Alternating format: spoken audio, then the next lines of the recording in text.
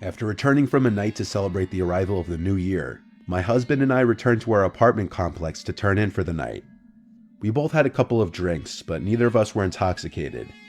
As much as we enjoy partying with friends, when it comes down to it, we are really just homebodies.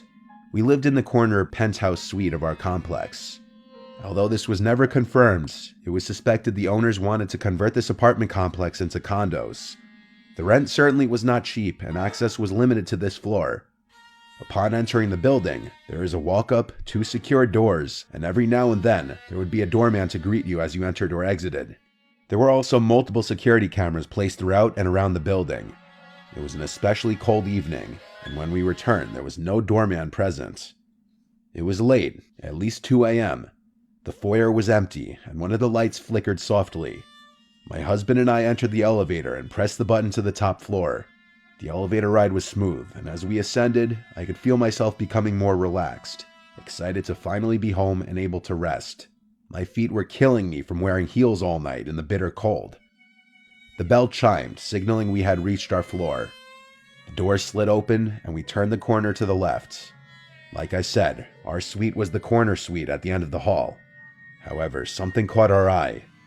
A woman, or what at least looked like a woman, was meandering through the hallway. Her hair was dark and scattered. It looked to be matted and covered her face.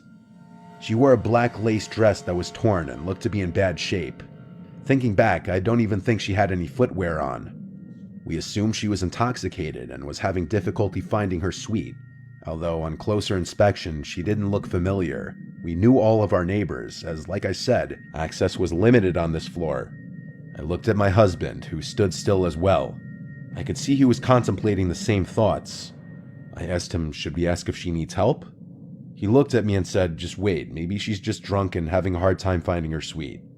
The woman just continued to slowly slide herself along the walls of the hallway, stopping at each door and peering through the exterior peepholes. Admittedly, this was creepy, but it just added to the theory that she was a drunk woman looking for her friends. She was humming, or what I believe was humming. The sound was something between a growl and a hum. We stood there in utter disbelief and awe. However, there was a veil of tension and uneasiness that lingered. The strange woman stumbled through the hallway, hunched over until she pulled herself up to peer through the peephole. She eventually got to a suite of an elderly lady, whom I have a strong connection with. We'll just call her Tilly. Tilly was the sort of woman whose family had neglected her and rarely visited. She would bring my husband and I baked goods from time to time. I would bring her leftovers and assist her with groceries and medication frequently. Tilly's smoke alarm would constantly go off. I would have to rush over and pull out the smoldering toast from her toaster and fan her smoke alarm until it stopped beeping. At times a nuisance, but it would always turn into tea time. Nevertheless, I cared about Tilly, so when I saw this strange woman peer into her peephole, I reacted.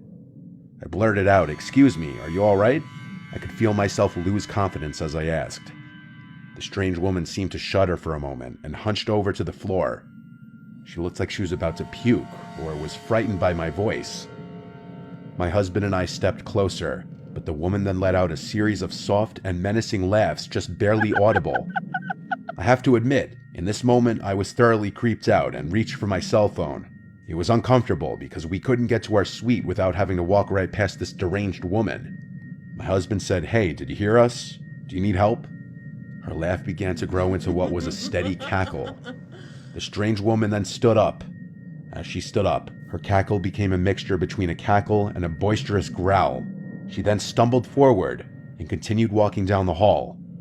There was a staircase just outside of our suite. I assumed she was making her way to the stairs, just too embarrassed to walk past us to the elevator. Maybe she was just a drunk woman and this was nothing more than an uncomfortable standoff with a sad and intoxicated woman. I mean, if she was really that drunk, the stairs probably weren't a good idea. We were on the 7th floor. Nevertheless, I just didn't feel like it was worth the risk to engage with this woman. I just wanted to enter my suite and dive into bed. It was late, and my feet still hurt. As we took a few steps forward, the woman stopped. Almost with laser precision, she stood up completely straight, looked right at our door, and then began to pound on our door screaming bloody murder. I could feel myself becoming swallowed with fear. I reached for my cell phone and began to dial 911. The woman kept pounding on our door and screaming. To be honest, I'm surprised none of our neighbors came out to see what was happening. Part of me thinks they were too afraid themselves and were probably peering out of their peepholes. Afraid of what our neighbors would think, my husband said, "Hey, what are you doing? Stop that." And just like that, the strange woman stopped, fell to the ground, and began crawling quickly towards us. She looked up for a brief second. All I could see were her dark eyes. Her mouth seemed to be stained black and she was growling again. But this time, it was as if there was something in her throat that she was choking on. Frozen with fear, my husband and I just watched until she flashed us a menacing hiss, the kind you would hear in a movie, but never imagine in real life. Terrified, I whipped off my shoes and my husband and I ran towards the staircase on the other side of the building. We didn't want to risk waiting for the elevator and have her catching up. We went down 2 flights of stairs and stopped to listen if she was making her way down the stairs. But it was almost impossible to hear as my heart was pounding so hard. I thought to myself, what the hell was going on? We waited there for 10 minutes or so, until eventually we had the courage to head up the stairs and back to our suite. The woman was gone, and so we entered our suite.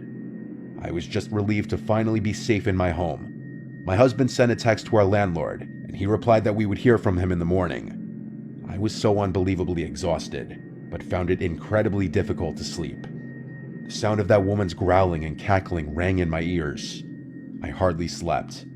The next day, when my husband went to speak to the landlord, he asked him to check the security cameras, although nothing turned up. The landlord said the cameras glitched due to the frigid temperatures last night. To this day, I still don't know what to think. That woman most certainly had problems. The question is, was she dangerous? We moved about a year later, but every New Year's Eve, I still think about that night.